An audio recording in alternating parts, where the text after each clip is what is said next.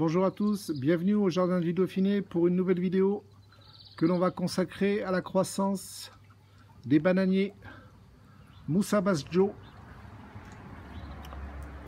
Donc la dernière vidéo, il sortait à peine de terre, donc il y a une quinzaine de jours. Et comme on peut voir, 15 jours plus tard, ils ont pratiquement pris 1 mètre de tige au niveau de la croissance.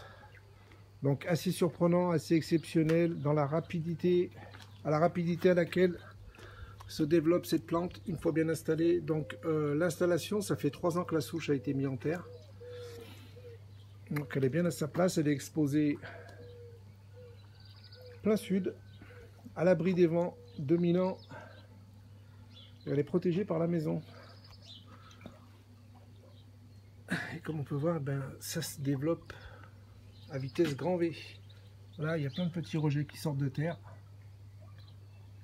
Alors à cet endroit-là, il y avait une souche précédemment que j'ai enlevée. Parce qu'elle commençait vraiment à prendre trop d'espace. Le trou, il fait à peu près 80 cm de longueur sur 40 cm de largeur. Et elle prenait trop d'espace, donc j'ai enlevé 2 ou 3 souches que j'ai mis en pot et j'en ai fait profiter les amis. Mais là, on voit que il y a à nouveau des rejets qui se forment dans pas très longtemps. Alors peut-être pas cette année, mais elle va vite coloniser l'espace. Alors les souches, à chaque fin d'année, je les coupe.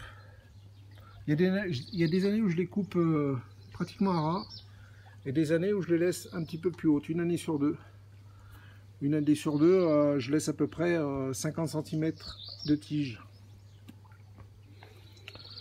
Et là on peut voir, elle se développe hyper rapidement. Là on a encore quelques beaux rejets, ça c'est de cette année.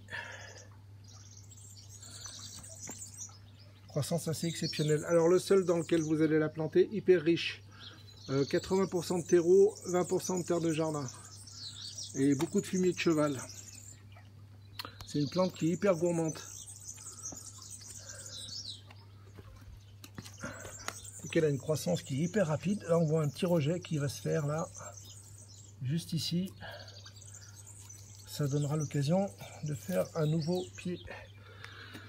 Donc oui, croissance hyper rapide. Donc beaucoup d'éléments nutritifs à apporter. Un sol très riche.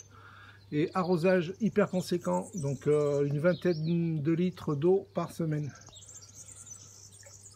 Donc là, elle est super bien exposée. Elle est exposée plein sud. Et à la vitesse où ça va, elle devrait atteindre la toiture d'ici la fin du mois d'août. Soit à peu près à 2,50 m de hauteur. Donc à recommander, si vous avez un endroit pour la planter, n'hésitez pas. C'est vraiment du plein bonheur pour les yeux. Je vais vous en faire voir une autre qui est un petit peu moins exposée. Elle a un petit peu moins de soleil. Et on va voir que la croissance est complètement différente. On y va. Donc celui-ci est un peu moins exposé. Et comme on peut voir, le stade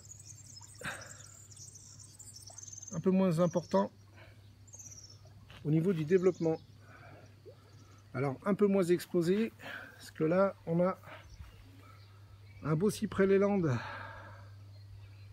qui la protège certes du vent, mais également du soleil. Donc là un petit peu plus abrité, ce qui n'empêche pas d'avoir quand même une belle touffe. Il y a quoi, 3 et 3, 6, 7, 8 pieds. Donc ça c'est un pied qui est issu de l'autre pied qui se trouve là-bas. Donc j'ai récupéré un pied que j'ai mis à cet emplacement là. Et en l'espace de 2 ans, il commence à coloniser son espace. Et bien écoutez, je vous dis à très bientôt pour d'autres vidéos au Jardin du Dauphiné. On parlera toujours de l'évolution des bananiers. Assez spectaculaire. Passez une bonne journée et à très bientôt. Bye bye.